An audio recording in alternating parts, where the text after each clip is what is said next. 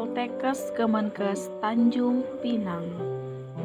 Assalamualaikum warahmatullahi wabarakatuh. Perkenalkan, saya Yansana Gumai dari Prodi D3 Kebidanan Poltekkes Kemenkes Tanjung Pinang. Di sini saya mendapat tugas yaitu dengan melakukan penyuluhan dengan beberapa tema. Pada hari pertama saya akan melakukan penyuluhan dengan tema bagaimana cara pencegahan dan pemutusan rantai COVID-19.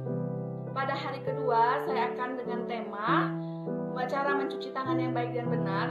Pada hari ketiga ya dengan tema bagaimana cara pembuatan cairan desinfektan. Pada hari keempat dengan tema bagaimana cara menggunakan masker yang baik dan benar. Dan pada hari kelima yaitu dengan tema bagaimana cara batuk yang baik dan benar. Selamat menyaksikan. Virus corona adalah virus yang menyerang sistem pernapasan. Penyakit karena infeksi disebut dengan COVID-19.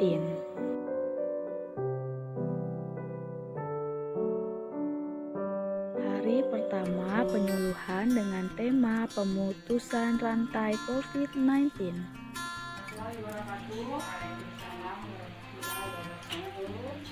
Perkenalkan Bu, di sini saya mahasiswa kebidanan dari Poltekkes. Di sini saya akan melakukan beberapa penyuluhan. Nah, sebelum melakukan penyuluhan, saya minta nama saya dulu Bu ya. Nama Ibu siapa Bu? Ibu Yasmita. Umurnya 38. Namanya Isra, pendidikannya Bu SMA. Pekerjaannya rumah tangga. Alamatnya Dendeng. Golongan darah Ibu apa Bu? AB. Nama suaminya Ibu Sugianto. Nama umurnya 35. Agamanya Islam ya. Pendidikan terakhirnya TK. Pekerjaannya guru. Golongan darahnya Bu? Nggak tahu Bu. Di sini Ibu kan lagi hamil ya Bu ya. Ada keluhan Bu? Nggak ada Bu. Biasanya ada periksa kebidan ya Bu ya. Iya. Kalau boleh Bu bisa minta buku ini Bu bisa lihat ada.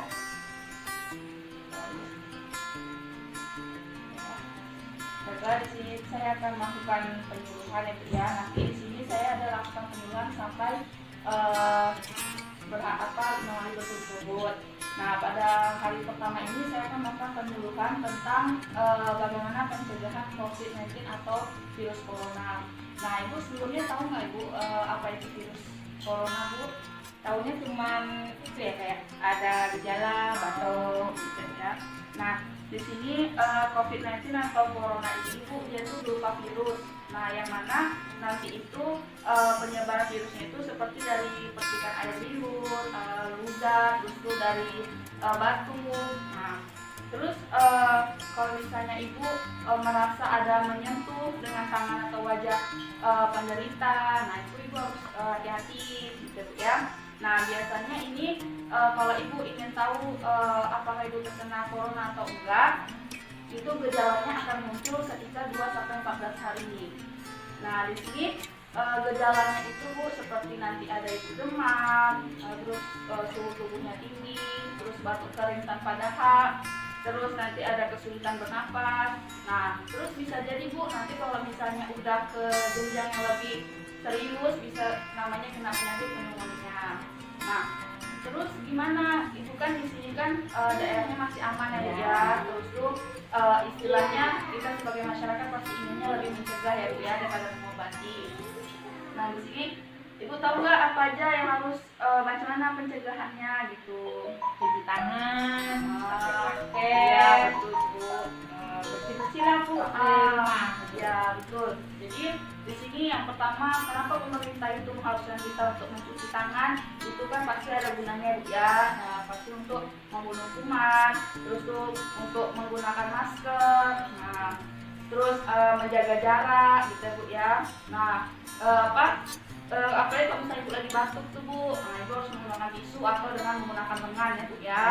Terus banyak makan yang bergizi, sayur, terus seperti makan telur. Terus kalau misalnya Ibu makan daging, dagingnya itu harus sampai matang kalau masaknya Bu ya. Nah, mungkin hanya sekian untuk penyuluhan dari tentang COVID-19 ini ya Bu ya. Nanti besok saya akan datang lagi dengan penyuluhan tema yang berbeda ya Bu ya. Terima kasih ya Bu ya. Sama. Hari kedua penyuluhan dengan tema cara mencuci tangan yang baik dan benar. Ini hari saya yang kedua ya, ada di sini. Nah, di sini dengan tema yang berbeda Ibu. Di sini tentang gimana cara cuci tangan yang baik dan benar ya. Sebelumnya Ibu tahu Bu gimana cara cuci tangan biasanya Ibu? Biasanya kayak gini gitu. Ya. Di sini cuci tangan ini kita harus tahu dulu Bu, fungsinya itu, tujuannya itu untuk mencegah dari penyakit dan kuman. Nah, yang mana kadang rata-rata pencegahannya ini dari virus-virus itu tadi Bu. Nah, karena kan di tangan kita ini banyak virus, kadang masyarakat ini suka meremehkan cuci tangan untuk apa. Iya. Nah, sedangkan dia nggak tahu di tangannya ada kuman atau enggak, gitu ya kan Bu. Nah, di sini cuci tangan tuh ada 6 langkah Bu. Nah, yang pertama itu seperti ini, bisa Ibu ikutin. Nah, terus di punggungnya ini, seperti ini Bu ya. Ada 6 langkah. Ini yang ketiga. Terus seperti ini. Nah, seperti ini ya, baru selesai.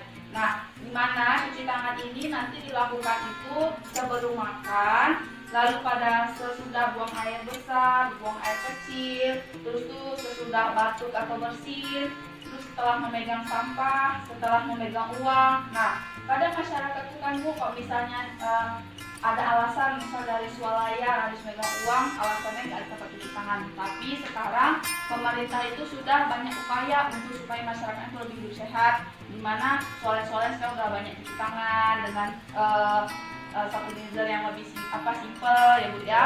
Jadi itulah upaya pemerintah itu supaya masyarakatnya bisa untuk hidup lebih sehat. Terus tuh setelah memegang atau menyentuh hewan ya Bu ya. Nah, terus bahkan sekarang itu dianjurkan Ibu kok dari luar, terus habis dari bepergian itu harus untuk mandi ya Bu ya. Nih Bu, terus kalau misalnya Ibu mau cuci tangan, usahakan pakai sabun Bu. Karena kalau hanya pakai air, itu kumannya nggak mati semuanya. Jadi harus pakai sabun. Nah, baru mencuci seperti tadi ya Bu ya.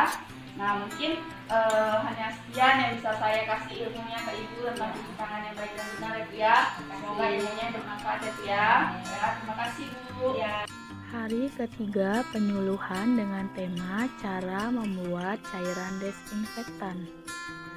Selamat sore Ibu. Maaf mengganggu waktunya Bu ya, udah sore kayak gini. Ini udah saya yang ketiga ya Bu ya, datang sini. Nah, di sini tema saya itu akan memberitahu Ibu bagaimana cara membuat cairan desinfektan gitu ya. Cairan desinfektan ini Bu gunanya untuk membunuh kuman-kuman. Misalnya Ibu membersihkan meja atau membersihkan ruangan rumah Bu. Nah, di sini nanti Ibu hanya memerlukan seperti kain ulat, terus tuh botol semprot, terus tuh ember atau gayung ya Bu ya. Nah, larutan ini banyak macamnya Bu yang untuk bisa dibuat seperti cairan desinfektan. Misalnya Ibu di rumah adanya Wipol. Wipol itu kan cairan pembersih lantai ya Bu ya. Nah, di mana Wipol ini nanti Ibu gunakan bandingannya itu misalnya 4 tutup botolnya dicampur dengan 1 liter air. Nah, baru Ibu kalau misalnya Ibu mau pakai kain lap tuh membersih meja, langsung aja Ibu peras, baru langsung lap ke mejanya. Terus kalau misalnya Ibu mau taruh di semprotan, bisa langsung taruh di semprotan, baru Ibu semprotin Ibu ya. Terus misalnya di rumah Ibu nggak ada Wipol, bisa Ibu pakai misalnya Baiklin untuk pemutih baju ya Bu ya. Sama kayak tadi bandingannya, misalnya tutup botolnya 4, Baiklinnya, terus 1 liter air. Terus misalnya kalau di rumah Ibu nggak ada Baiklin, nah larutannya apa? Bisa pakai ini Super Sol yang anu lantai juga ya Bu ya, sama bandingannya seperti tadi. Terus misalnya adanya cuma Dettol nih Bu, terus kayak mana mau buatnya gitu kan? Kalau Dettol itu dia 2,5 dari tutup Dettol itu, baru dicampur 1 liter air, baru bisa dipakai Bu ya. Misalnya Ibu mau buat yang lebih besar wadahnya, tinggal ditambahin aja. Tadi 2,5 berarti misalnya 5 tutup botol, berarti 2 liter air. Gitu ya Bu ya bandingannya. Jadi Ibu nggak perlu repot-repot misalnya di luar Dettol pada habis, misalnya dibeli masyarakat. Ya udah mungkin bisa dengan cara lain. Jadinya nggak harus dengan Dettol, terus keluarga kita malah banyak penyakit gitu ya Bu ya. Nah jadi seperti itu. Mungkin hanya seperti itu. Ibu ada yang ditanyakan Bu? Kalau foam berarti kalau detol itu nggak ada campuran, Ada campuran air tadi, cuma air aja. Nah, kalian tanya lagi Bu. Makasih Bu. Ya, oke. Makasih Bu ya. Ya. Hari keempat, penyuluhan dengan tema cara menggunakan masker yang baik dan benar. Selamat pagi Bu. Di sini saya sudah datang yang keempat ya Bu ya. Maaf ya Bu ya. Nah, di sini tema kita itu cara memakai masker yang benar. Nah, di sini kan Ibu udah sering pakai masker yang buka keluar. Ya. Nah, itu masker itu tujuannya kan untuk mencegah masuknya ke dalam rongga mulut, rongga hidung ya Bu ya. Tapi kebanyakan orang kan nggak tahu nih Bu, pakai masker itu malah suka dibalikan gitu kan Bu. Di sini sebelum pakai masker itu harus mencuci tangan. Karena apa? Karena kalau Ibu maskernya udah steril nih, tapi tangannya belum dicuci, sama aja kalau misalnya Ibu kan mengambil maskernya otomatis kumannya masuk lagi ke maskernya ya Bu ya. Jadi sebelum pakai masker itu dianjurkan untuk mencuci tangan dulu Bu. Nah, di sini kan masker itu ada dua sisi ya Bu ya, seperti yang kita pakai. Ini ada dua sisi. Itu yang pertama adalah yang berwarna. Nah, yang berwarna ini itu dipakai untuk bagian luar, yang mana tujuannya itu adalah untuk menolak. Lalu pada bagian dalamnya itu adalah yang warna putih, itu adalah yang menyerapnya. Jadi itu dipakai untuk ke dalam ya Bu ya. Jangan diterbalikan. Kadang orang ada yang mikirnya, oh saya lagi sakit nih, makanya pakainya kayak gini. Kadang kalau misalnya orang juga ada mikir, saya lagi sehat kok, ngapain pakainya ditebalikin gitu ya Bu ya. Sebenarnya itu salah. Jadi dia memang harus betul-betul pakainya seperti ini ya Bu ya. Nah, terus cara pakai masker juga Bu. Itu kalau pakai masker, pas pada pakai masker itu dianjurkan sampai menutup hidung, terus dan menutup mulut dan sampai ke dagu. Nah, terus di bagian kawatnya ini harus ditutupin dengan hidungnya, diratakin, ya. Nah, karena supaya nanti golongan sisa ininya nggak masuk ke dalam gitu ya, kumannya. Nah, terus kalau udah dipakai, jangan pegang-pegang lagi dengan tangan. Jadi usahakan hidung kita ini memang betul-betul masuk nggak masuk kuman gitu ya. Nah, terus kadang ibu-ibu nih kalau misalnya lagi pengap terus taruhnya di leher ya. Nah, itu yang lebih parah kan, karena kalau udah taruh leher otomatis kumannya masuk ke dalam ke tempat yang dalamnya, terus kita pakai lagi malahan kan. Nah, itu yang nggak boleh Bu ya. Terus nih cara lepasnya itu kita tarik satu sisinya lalu dibuang ke tong sampah. Jangan sampai taruh di meja ya Bu ya habis dipakai itu. Karena apa? Karena kita nggak tahu habis kita taruh di meja, entah anak kita entah apa pakai yang tadinya habis ini kuman-kuman masuk terus pakai dia pula kan. Jadi harus taruh di tong sampah ya Bu ya. Lalu kalau yang kayak gini kan harus satu kali pakai. Jangan sampai yang kayak gini itu sampai seminggu baru diganggu lagi gitu ya, nggak boleh. Nah, kalau udah lepas masker, jadi kita harus tetap cuci tangan gitu ya. Usahakan sebelum dan setelah itu harus tetap cuci tangan ya Bu ya. Ada yang ditanyakan Bu? Hari kelima, penyuluhan dengan tema cara batuk yang baik dan benar. Tadi kan saya udah yang keempat ya Bu ya, kemarin itu. Terus ini udah yang terakhir pula ya Bu ya. Jadi untuk yang terakhir ini pembahasan saya itu tentang penyuluhan cara batuk yang benar. Nah, cuman kan kita ya jangan sampai batuk ya Bu ya. Cuman karena orang kok misalnya batuk itu kan Bu, malahan orang lagi makan dia batuk malahan. Nah, itu sebenarnya itu nggak boleh Bu. Yang benar itu kalau misalnya kita batuk itu gunakan lengan atau dengan tisu kita tutupin mulutnya ya Bu ya.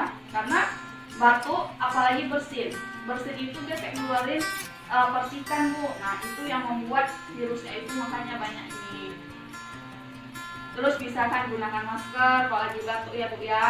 Terus kalau misalnya Ibu lagi batuk, setiap Ibu pakai tisu atau apa, Ibu harus tetap cuci tangan. Karena takutnya nanti Ibu habis batuk terus Ibu menyentuh anak Ibu atau menyentuh keluarga ya Bu ya. Apalagi kalau anak-anak balita, anak bayi itu lebih, kalau sakit kayak gitu kan dia nggak dikasih tahu ke orang tuanya ya Bu ya. Jadi seperti itu Bu. Nah, ada yang ditanyakan Bu? Ada Bu. Udah. Ini yang terakhir kali ya Bu pertemuan kita. Semoga dari pertemuan pertama, kedua, ketiga, dan keempat sampai hari ini yang terakhir, semoga ini bermanfaat ya Bu ya. Misalnya ada salah, saya minta maaf ya Bu ya. Maaf dan merepotin. Nggak apa-apa Bu. Terima kasih Bu. Ya.